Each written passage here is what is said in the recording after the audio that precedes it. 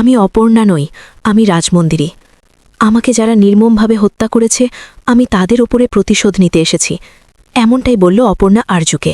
অপর্ণার কথা শুনে চমকে ওঠে আরজু। সম্পূর্ণ জানতে আমাদের সাথে থেকো এবং পরবর্তী আপডেট পেতে চ্যানেলটি সাবস্ক্রাইব করে দিও। আজকের পর্বের ভিডিওতে দেখা যাবে অপর্ণা মন্দিরে আসে।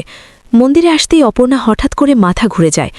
অপর্ণার বলে, হঠাৎ করে মাথাটা কেন ঘুরছে? সব কিছুই তো ঠিকই ছিল। আর আমার কেন মনে হচ্ছে এর আগেও আমি এই জায়গাটিতে এসেছি? কেন এই জায়গাটি আমার এত পরিচিত লাগছে? সেই সময় মানুষই এসে বলে, অপর্ণা তুমি দাঁড়িয়ে পড়লে যে, চলো। অপর্ণা বলে, হ্যাঁ যাচ্ছি। এই বলে অপর্ণা মন্দিরে যায় আর সেখানে গিয়ে পুজো করে। ঠাকুরমশাই অপর্ণা বলে, তোর জীবনে ফিরে আসতে চলেছে সেই কালো অধ্যায়। এক এক করে সবার ওপরে তুই প্রতিশোধ নেবি। এই বলে অপর্ণাকে আশীর্বাদ করতে লাগে। তোর সঙ্গে যারা অন্যায় করেছে তাদেরকে শাস্তি দিবি। যা শুনে চমকে উঠে অপর্ণা। অপর্ণা বা হঠাৎ করে কিছু একটা মনে পড়ে গেলেই অপর্ণা পুজো শেষ না হতেই সেখান থেকে উঠে যায়। মন্দিরের আশেপাশে ঘুরতে লাগে আর বলে, কেন মনে হচ্ছে আমি এর আগেও এসেছি এখানে? এদিকে অপর্ণাকে ঘুরতে দেখে আরজু চলে আসে। আরজু এসে বলে, অপর্ণা তুমি এখানে কি করছো?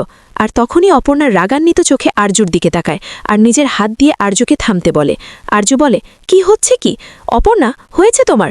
অপর্ণা বলে, আমি অপর্ণা নই, আমি রাজমন্দিরী। যারা আমাকে নির্মমভাবে হত্যা করেছে আমি তাদের ওপরে প্রতিশোধ নিতে এসেছি। অপর্ণা এমন কথা শুনে চমকে উঠে আরজু। তো বন্ধুরা, এই ছিল আজকের পর্ব। কেমন লাগলো তা কমেন্ট করে জানিও। ধন্যবাদ।